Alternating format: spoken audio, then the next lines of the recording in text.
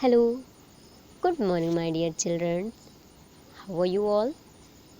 I hope you all are fine and safe at your home. Welcome back to your GK class once again, and don't forget to comment in chat section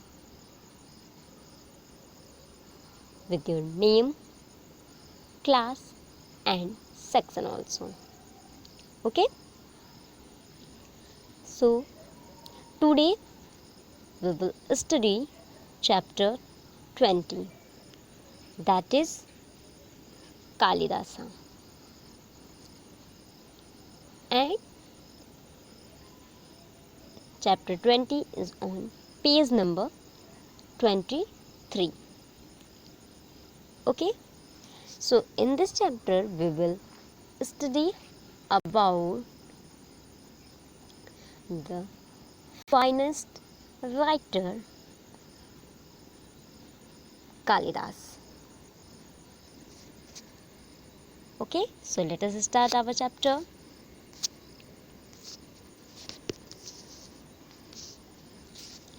Kalidas was a master poet and dramatist from India's ancient past.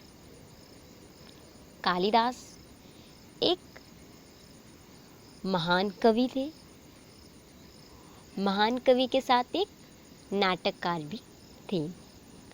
भारतीय प्राचीन काल के एक महान नाटककार और महाकवि कालिदास थे। He is generally regarded as the finest writer in Sanskrit. Kalidas को सामान्यतः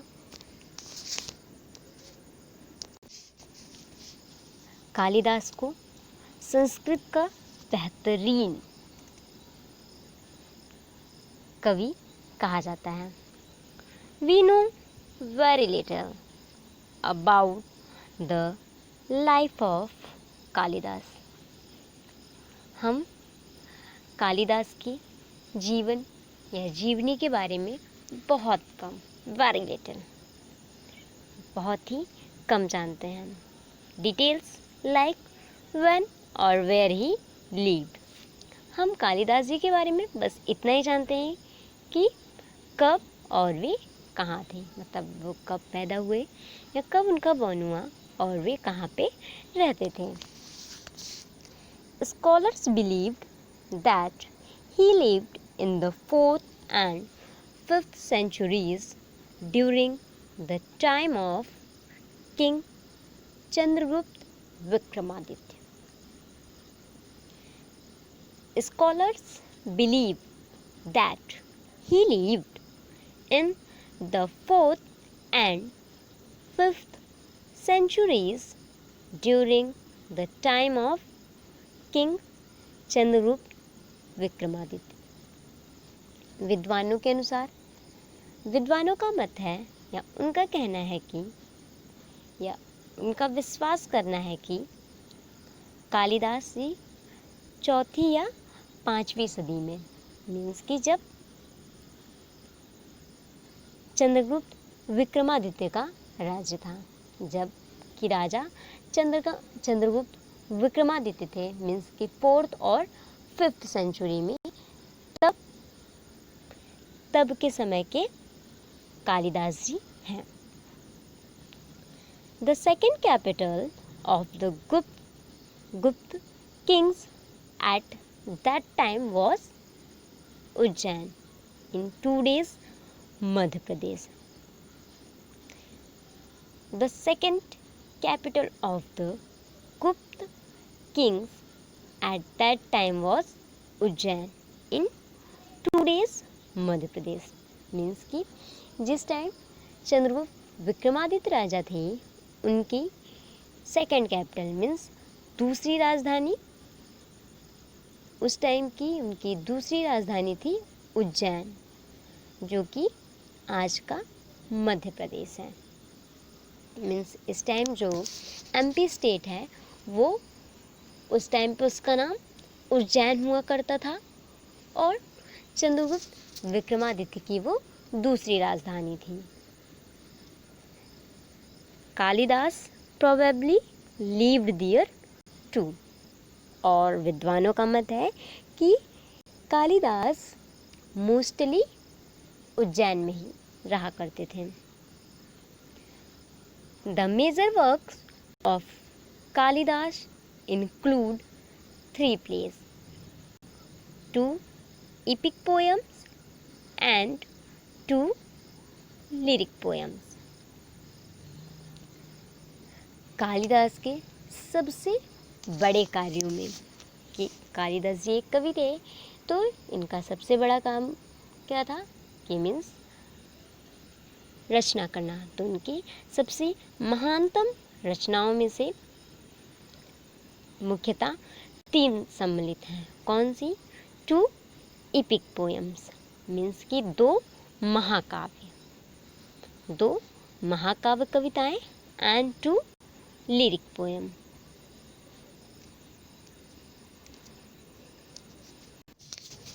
और 2 गीत काव्य। मीन्स उनकी महानतम रचनाओं में जो सबसे मुख्य है वो है 2 महाकाव्य और 2 गीत काव्य। However, we are not certain in what order these works were written. भले ही हम इस बात को लेकर निश्चित नहीं हैं कि मीन्स हम इस बात को लेकर श्योर नहीं हैं कि इनका क्या ऑर्डर रहा है, कि कौन सी मतलब पहले गीत काव्य लिखा गया, उनके द्वारा पहले गीत काव्य की रचना की गई या पहले महाकाव्य की रचना की गई, किस ऑर्डर में कौन सी रचना की गई, इसके बारे में कोई भी निश्चितता नहीं है। Kalidas is today remembered as a great genius of ancient India.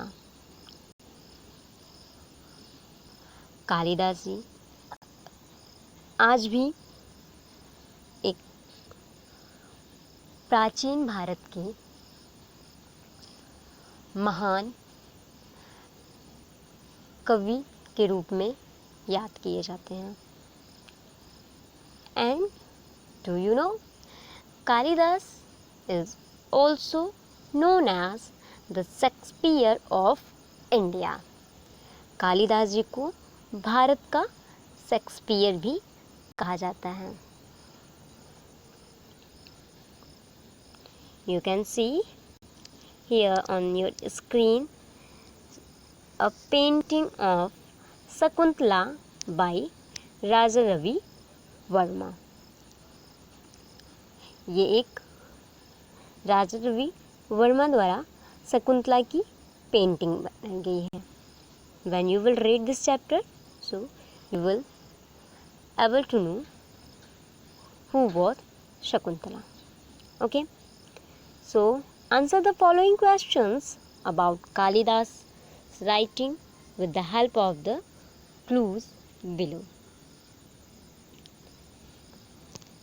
So we will start with first, a play featuring the historical character Agnimitra. Means कि कालिदास जी द्वारा लिखी गई एक कविता या नाटक जो कि हिस्टोरिकल कैरेक्टर अग्निमित्रा मीन्स कि इतिहास से जुड़ी अग्निमित्रा के कैरेक्टर को शो करती है। मीन्स कि अग्निमित्र के बारे में लिखी गई है।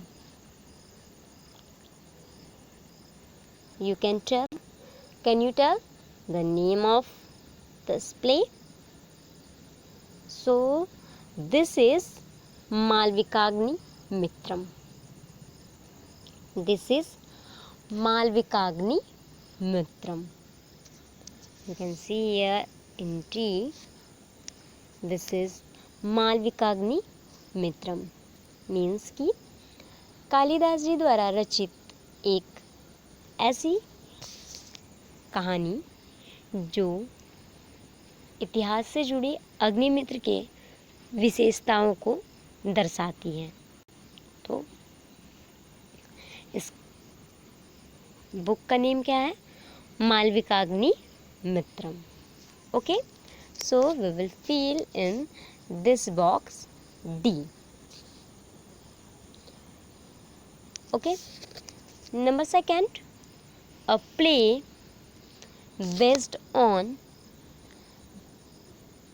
the old legend that tells about Pururva and his love for the heavenly beauty Urvashi.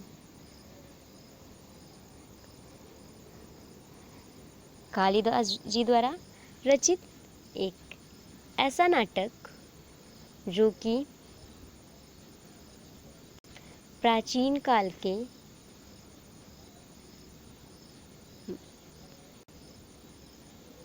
Pururava और उनके लव, जो कि कौन थी? हेवनली ब्यूटी उर्वशी, मीन्स कि स्वर्ग की अप्सरा थी उर्वशी। उर्वशी कौन थी? स्वर्ग की अप्सरा Urvashi.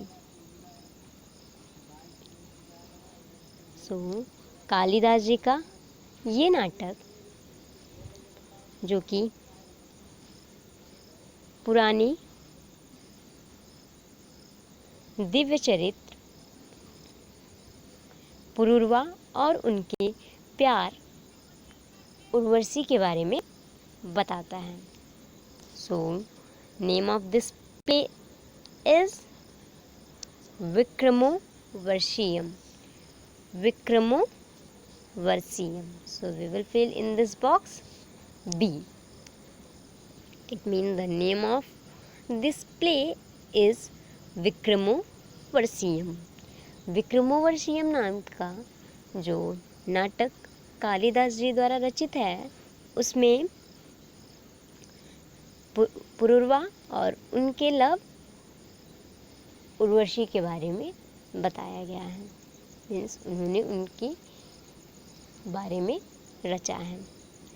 3rd is a play portraying the character of Shakuntala, the foster child of से कण्वा। मीन्स एक नाटक जो कि शकुंतला के चरित्र को चित्रित करता है। शकुंतला के चरित्र को चित्रित करता है the foster child of sage Kanva, उनके द्वारा पाले गए एक साधु के पुत्र के बारे में है। The name of this play is Abhijnana Shakuntalam. Name of this play is Abhijnana Shakuntalam. So you can see here, this is Abhijnana Shakuntalam. So we will fill in this box C, means कि जिसमें शकुंतला के चरित्र का चित्रण किया गया है, उस नाटक का नाम है Abhijnana Shakuntalam.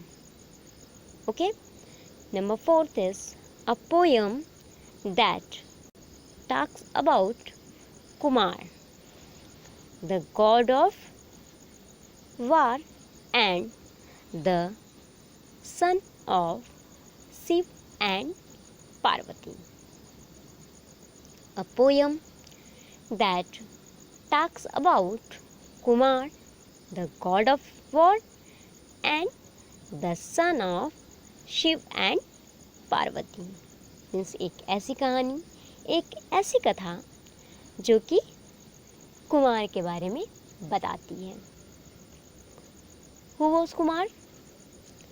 Kumar was the god of war and the son of Shiv and Parvati. Kumar कौन थे?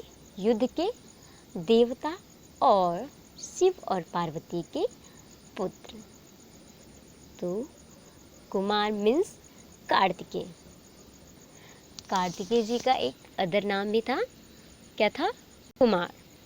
सो कालिदास जी द्वारा रचित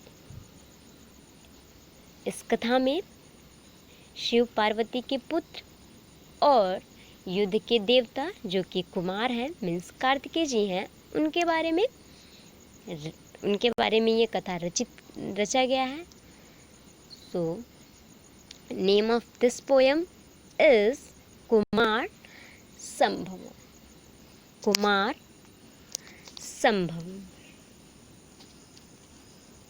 ओके, तो कुमार संभवम में कुमार मीन्स कार्तिकेय जी के बारे में रचा गया है। So we will fill in this box E. Okay. Number 5 is a poem based on the dynasty to which Ram from the epic the Ramayana belong. A poem based on the dynasty to which Ram from the epic the Ramayana belong. Means एक ऐसी कथा जो राम के वंश के बारे में लिखी गई है और ये रामायण महाकाव्य से संबंधित है। मीन्स कि कालिदास जी द्वारा रचित रामायण से संबंधित राम के वंश के बारे में, राम जी के वंश के बारे में रची गई एक कविता है, कथा है। So name of this poem is Raghuvamsham. Name of this poem is Raghuvamsham. Raghuvamsham means कि as we know Ram ji का जो वंश था वो रघुवंश था और ये राम जी के वंश के बारे में है, तो इसलिए इसका नेम क्या है? Raghuvamsham. So we will fill in this box A. Okay. And my dear students, an important thing is all these plays or poems written in Sanskrit. ये सभी जो भी कथा, कहानी, नाटक या महाकाव्य है वो सभी की सभी संस्कृत में रची हुई हैं। मीन्स ये सारी की सारी संस्कृत भाषा में लिखी गई हैं। इसलिए सबके लास्ट में हर जगह पे यहाँ पे रघुवंशम, विक्रमो, वर्षीयम, अभिज्ञान, शकुंतलम, मालविकाग्नि मित्रम, कुमार संभवम, इन सबके लास्ट में म लगा हुआ है। Okay, so I hope you all have understood about these poems and this is a very easy to learn because it's all related to their character. Means कि इनका जो भी कैरेक्टर है, जैसे फर्स्ट की आपका है हिस्टोरिकल कैरेक्टर अग्निमित्र के बारे में लिखा गया है तो इसका नेम है मालविकाग्निमित्र। सेकंड पुरुरवा और उर्वशी के बारे में है तो इसका नेम है विक्रमो वर्षीयम। थर्ड शकुंतला के बारे में है तो इसका नेम है अभिज्ञान शकुंतलम। फोर्थ कुमार के बारे में है, मीन्स कार्तिकेय जी या कुमार के बारे में है तो इसका नेम कुमार संभवम है। और फिफ्थ रघु या राम जी के वंश के बारे में है तो रघु के वंश के बारे में है तो Raghuvamsham. Okay? By this way, you can learn it very easily. So now you have to read this chapter once again and you have to make your notes. So thank you and God bless you, my dear students.